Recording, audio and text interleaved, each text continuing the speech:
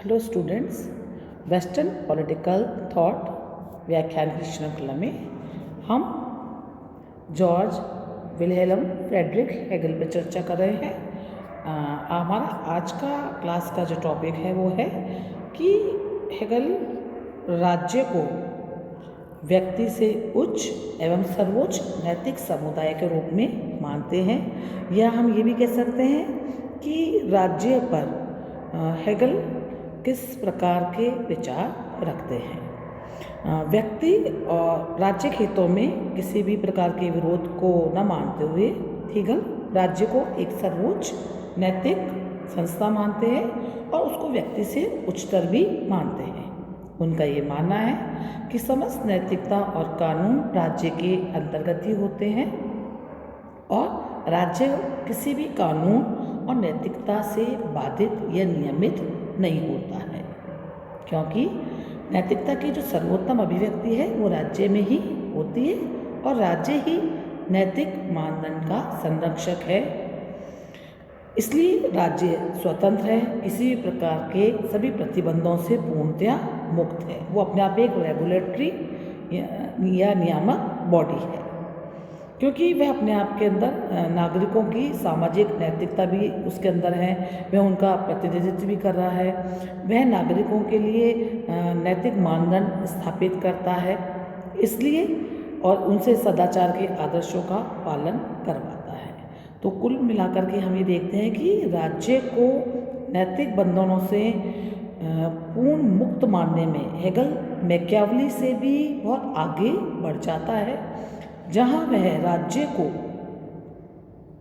एक absolute body के रूप के अंदर शक्ति और नैतिकता से पूर्णतः युक्त मानते हुए उसको बिल्कुल एक ऐसे नियामक बॉडी के रूप के अंदर स्थापित करता है कि जहाँ राज्य को नैतिकता का कोई पाठ नहीं पढ़ा सकता, कोई भी प्रकार के जो नैतिक नियम हैं या कानून हैं वो राज्य को बाधित नहीं कर सकते।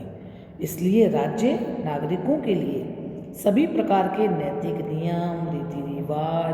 परंपराएं, प्रथाओं का वह निर्धारण कर सकता है, वह समय समय पर उनका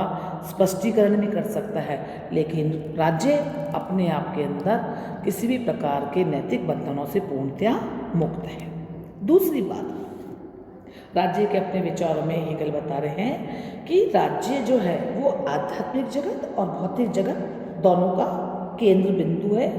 इसका मतलब राज्य में ही व्यक्ति अपने भौतिक और अभौतिक इस लोक के और अपने जो उसके आध्यात्मिक ज़रूरतें हैं उन दोनों उद्देश्यों को प्राप्त करता है। इसलिए राज्य की जैसे ही वो सदस्यता प्राप्त करता है वह अपनी पूर्णता को प्राप्त कर लेता है। तो हम ये देख रहे हैं कि हेगल राज्य को एक निरंकुश सर्वशक्तिमान सत्ता की कल्पना वह कर रहा है, इसलिए ही वह अपने राज्य को पृथ्वी पर ईश्वर का आगमन अर्थात मार्च ऑफ गॉड ऑन अर्थ की संज्ञा दे रहा है। कुछ विचारकों का यह मानना है कि हेगल अपने राज्य से संबंधित जो भी विचार प्रकट कर रहा है उसमें वो व्यक्ति को पूर्णतः राज्य के अधीन कर रहा है, जहाँ राज्य की अपनी कोई आइडेंटिटी नहीं है, क्योंकि राज्य को वो एक इतना महानतर प्राणी या एक ऐसी सत्ता बना दे रहा है जहाँ व्यक्ति अपने अंतकरण, उसके अधिकार में बिल्कुल गौण हो जाता है। क्योंकि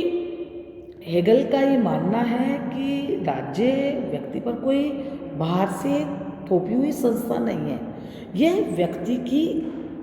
अपनी ही आत्मा है, यह हम कहें कि व्यक्ति का जो उसका जो बेस्ट होता है या उसका जो सर्वोत्तम भाग है उसका मैनिफेस्टेशन है, उसकी अभिव्यक्ति है। इसलिए हेगल कह रहा है कि राज्य कैसा भी हो, चाहे कितना पूर्ण हो, उसमें कमियां भी हैं, किंतु वह व्यक्ति की बुद्धि से श्रेष्ठ अवश्य होता है, क्योंकि वह बुद्धि का सबसे विकसित रूप है। तो हम ये देखते हैं कि इस प्रकार हेगल राज्य को एक आदर्श रूप प्रकट कर रहा है, जब व्यक्ति और राज्य में किसी भी प्रकार का कोई विरोध नहीं है, क्योंकि व्यक्ति अपने व्यक्तित्व का विकास या अपने विकसित रूप को जब देख रहा है, राज्य के रूप में देखता है, तो राज्य के कानूनों को मानने में या राज्य की सत्ता को मानने में उसको कोई भी संकोच नहीं होता है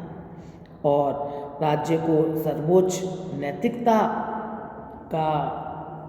पालन करता है या सर्वोच्च नैतिकता का सिंबल मानते हुए जब व्यक्ति अपनी ही आज्ञा का या अपनी ही आत्मा की आज्ञा का पालन करता है तो वह राज्य में और राज्य द्वारा अपनी ही आत्मा के आधिपत्य में दोनों के अंदर अंतर नहीं कर पाता है, क्योंकि यहाँ पे वो व्यक्ति और राज्य को या राज्य को व्यक्ति का बेस्ट जो लास्ट अल्टीमेट गोल होता है या उसके अपनी आत्मा की जो अभिव्यक्ति है उसके रूप में वो स्थापित करता है। तो हम ये कह सकते हैं कि हेगल अपने राज्य संबंधी विचारों के अंदर बहुत आगे जाकर के व्यक्ति से ऊंचा नहीं अपितु राज्य को एक सर्वोत्कृष्ट संस्था के रूप में मानता है, जहाँ व्यक्ति राज्य रूपी साध्य के लिए एक साधन मात्र बन करके रह जाता है। यहाँ एक पॉइंट और हम लोग डिस्कस करेंगे कि हेगल राज्य और नागरिक समाज जिस सिविल सोसाइटी की वो बात करता है वह इन दोनों में भी अंतर कर रहा है और ये जो अंतर हेगल का है ये उसके सिद्धांत का या उसके विचारों का एक मुख्य अंग है। यहाँ हेगल का यह मानना है कि यद्यपि विचार क्रम में नागरिक समाज की गणना राज्य से पहले होती है, लेकिन काल चक्र में उसकी गणना राज्य के बाद में होती है, क्योंकि वो कह रहा है कि नागरिक समाज चिंतन क्रम में हमको ऐसा लगता है कि पहले सोसाइटी समाज आया फिर राज्य आया, किंतु अगर हम टाइम पीरियड में देखें या कालक्रम में देखें तो वह राज्य के बाद की स्थिति है, क्योंकि सिविल सोसाइटी है जो जिस नागरिक समाज की बात कर रहा है वह राज्य का वह स्वरूप है जिसमें समाज को व्यक्तियों का एक समूह मानकर जाता है और ये जो समूह है ये अपने घटकों के साथ मिलकर के अपने उद्देश्यों की प्राप्ति के लिए, अपनी आवश्यकताओं की पूर्ति के लिए, उद्योग व्यापार या व्यवस्था के लिए वह एक ऐसे ग्रुप बना लेता है और राज्य के रूप के अंदर अपने आप को समाहित कर लेता है, या हम कहते हैं राज्य के जो व्यापक या सर्वव्यापी स्वरूप है उसमें वह अपने आप को विलीन कर लेता है। तो हम देखते हैं कि नागरिक समाज इस प्रकार से एक पूर्ण विकसित राज्य के लिए मार्ग भी प्रशस्त करता है। तो इस प्रकार से हम ये कह सकते हैं कि हेगल के राज्य संबंधी जो विचार हैं इसमें वह राज्य को एक चरम विचार के रूप में एक समुदाय के रूप में स्थापित करता है। साथ ही साथ वह इन जितने राज्य संबंधी जो उसके विचार हैं उसके विचारकों ने आलोचना भी की है, लेकिन फिर भी हम ये देखते हैं कि हेगल अपने उसके विचारों के अंदर राज्य संबंधी विचारों के अंदर बहुत अनूठे है। यही वे एक पहले ऐसे विचारक के रूप में हमारे सामने आते हैं जिन्होंने ऐतिहासिक प्रणाली को अच्छे से समझा। साथ ही साथ उन्होंने अपने दर्शन में कुछ वैज्ञानिक सिद्धांतों को भी माना कि विवेक के द्वारा ही प्रगति होती है, कि अगर मानव जाति का कि जो भी प्रोग्रेस है वो विवेक के द्वारा ही होती है। और हेगल ही है जिसने एक ऐसे विचारक के रूप में हमारे सामने आते हैं जो व्यक्ति की चेतना को स्वीकार करते हैं लेकिन राज्य को उसके ऊपर स्थान प्रदान करते हैं। तो हम कुल मिलाकर के कह सकते हैं कि हेगल एक बहुत बड़े दार्शनिक के रूप में हमारे सामने आते हैं और जो उस समय में जितने भी विचारक हैं एक आदर्शवादी चिंतक के रूप में हेगल का नाम हमेशा राजनीति शास्त्र में अमर रहेगा। धन्यवाद।